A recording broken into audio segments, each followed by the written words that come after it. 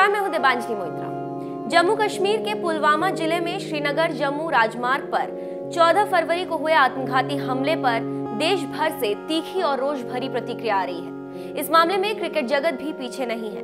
भारतीय सेना के प्रति विशेष स्नेह रखने वाले टीम इंडिया के पूर्व क्रिकेटर गौतम गंभीर ने पाकिस्तान को खुली चुनौती दी है।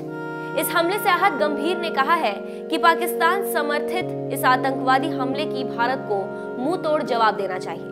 हाँ, बात करते हैं अलगाववादियों से, बात करते हैं पाकिस्तान से, लेकिन इस बार बातचीत टेबल पर नहीं बल्कि मैदान जंग में होनी चाहिए। अब बहुत हो गया।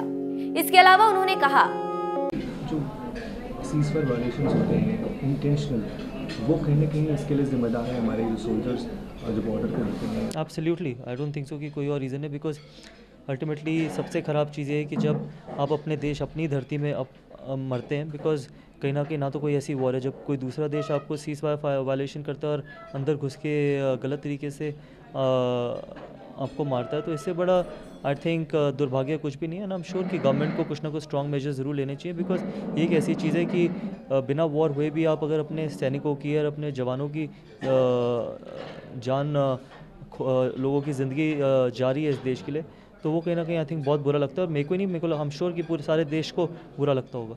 तो अल्टीमेटली कई बार आपको स्ट्रॉन्ग तरीके से रिप्लाई देना भी बहुत इंपॉर्टेंट है। जब लोगों ने आई थिंक सर्जिकल स्ट्राइक को पॉलिटिसाइज किया, कहीं ना कहीं मुझे लगता है कि वो बहुत गलत था। वहीं गंभीर के अलावा वीरेंद्र सहवाग ने भी सुधर जाओ वरना सुधार देंगे हैशटैग के साथ ट्वीट कर कहा, वास्तव में जम्मू कश्मीर में हमारे सीआरपीएफ पर हुए कायरतापूर्ण हमले से काफी दुखी हैं। इस हमले में हमारे कई बहादुर जवान शहीद हुए हैं। दर्द को बयां करने के लिए मेरे पास कोई शब्द पर्याप्त नहीं है। मैं उन घायल जवानों के शीघ्र स्वास्थ्य लाभ की कामना करता हूं। इन दोनों दिग्गज खिलाड़ियों के अलावा भारतीय टीम के कप्तान विराट कोहली ने ट्वीट कर कहा, पुलवामा हमले के बारे में सुनकर मैं सदमे में हूं। मैं शहीदों के लिए गहरे दिल से संवेदनाएं प्रकट करता हूं और घायल जवानों के लिए प्रार्थना करता हूं कि वे जल्द ही ठीक हो जाएं। वहीं पूर्व भारतीय बल्लेबाज मोहम्मद कैफ ने भी ट्वीट कर अपनी संवेदनाएं व्यक्त की और कहा, हमारे सीआरपीएफ जवानों पर हमले की खबर सुनकर बहुत दुख हुआ। मैं प्रार्थना करता हूं कि कायर आतंकियों को जल्द से जल्द सबक सिखाया जाना चाहिए। आपको बता दें कि आतंकियों की इस कायरतापूर्ण हरकत पर पूरा देश गुस्से में है।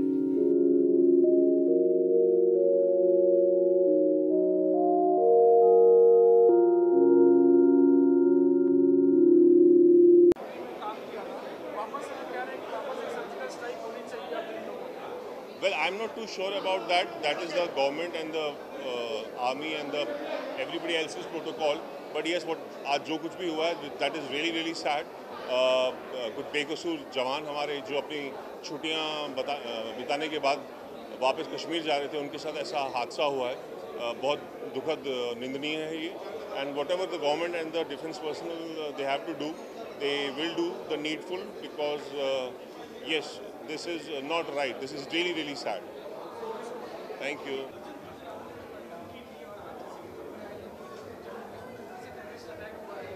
अभी हुआ है।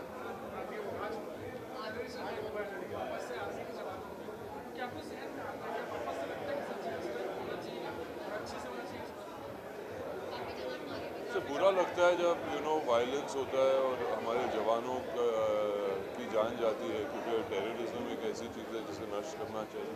तो ऑफकोर्स किसी को भी अच्छा नहीं लगता जब ऐसा होता है। तो पहली बार में अभी आपने मुझे खबर दिया है, तो मुझे जाके प्रोसेस करना पड़ेगा, सोचना पड़ेगा। बहुत बुरा हुआ, बहुत बुरा हुआ। और 18 से 20 सीआरपीएफ के जवान मार दिए गए। मैं जब यहाँ आने के पहले ही मुझे पता चला, तो मुझको बड़ा लग रहा था कि यार हम ऐसे वक्त पे कुछ सेलिब्रेट कर रहे हैं, पर क्या पता है, ये तो पहले से डिसाइडेड था यहाँ आना।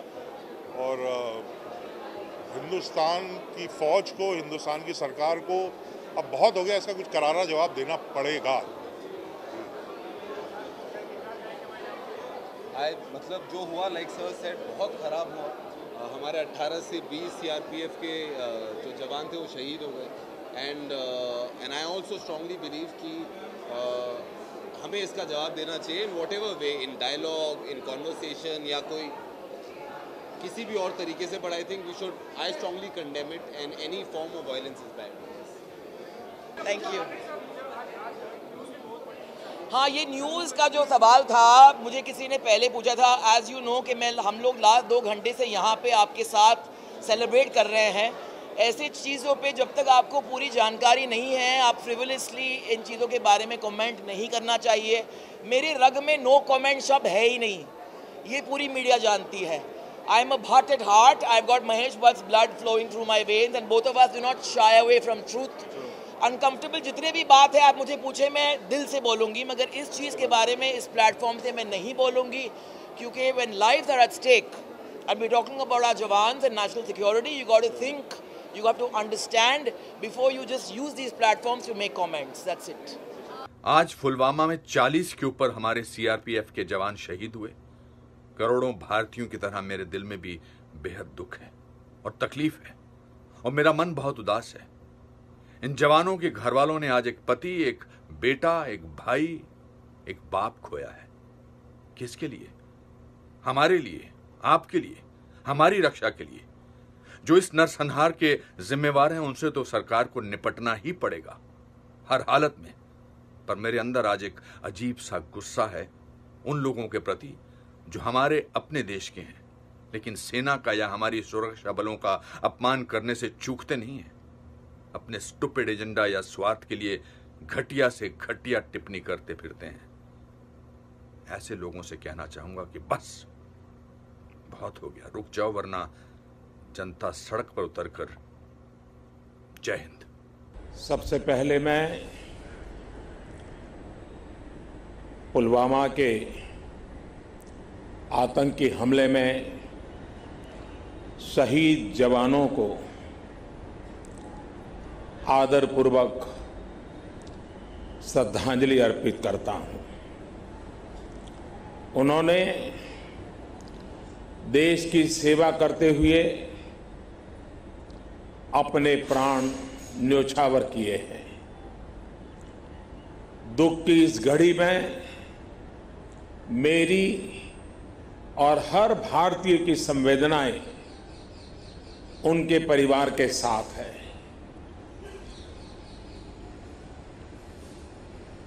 इस हमले की वजह से देश में जितना आक्रोश है, लोगों का खून खौल रहा है, ये मैं भली भांति समझ पा रहा। इस समय जो देश की अपेक्षाएं हैं, कुछ कर गुजरने की भावनाएं हैं, वो भी स्वाभाविक है। हमारे सुरक्षा बलों को पूर्ण स्वतंत्रता दे दी गई है।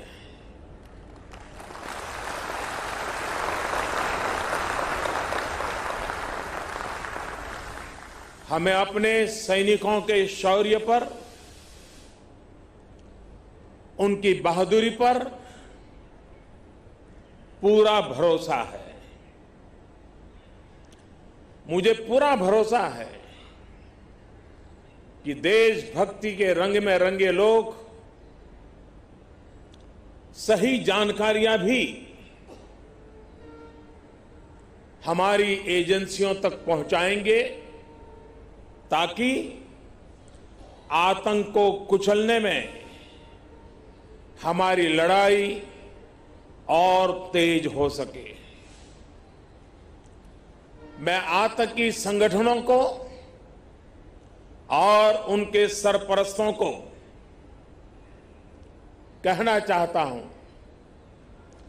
कि वे बहुत बड़ी गलती कर चुके हैं। बहुत बड़ी कीमत उनको चुकानी पड़ेगी।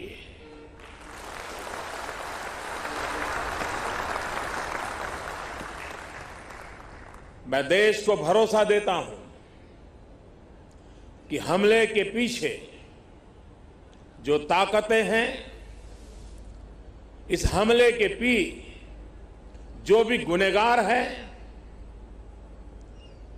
उन्हें उनके किए की सजा अवश्य मिलेगी।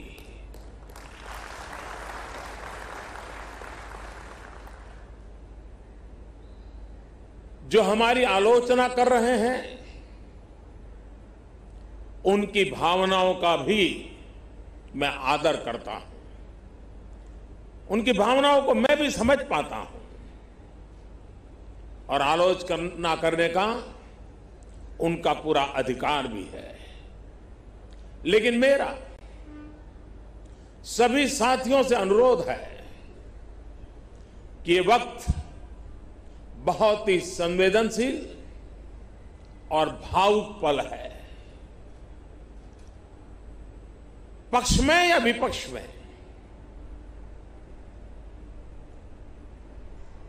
हम सब राजनीतिक छींटाकशी से दूर रहें। इस हमले का देश एकजुट होकर के मुकाबला कर रहा है। देश एक साथ है, देश का एक ही स्वर है और यही विश्व में सुनाई देना चाहिए, क्योंकि लड़ाई हम जीतने के लिए लड़ रहे हैं।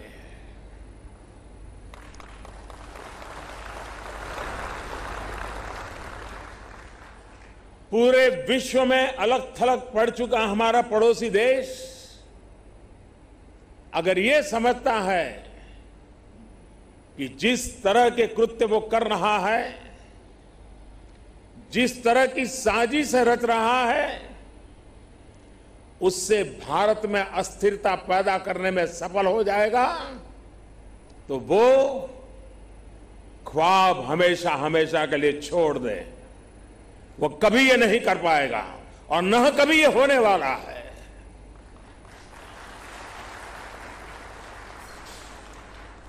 इस समय बड़ी आर्थिक बहाली के दौर से गुजर रहे हमारे पड़ोसी देश को ये भी लगता है वो ऐसी तबाही मचाकर भारत को बदहाल कर सकता है, उसके ये मंसूबे भी कभी पूरे होने वाले नहीं है।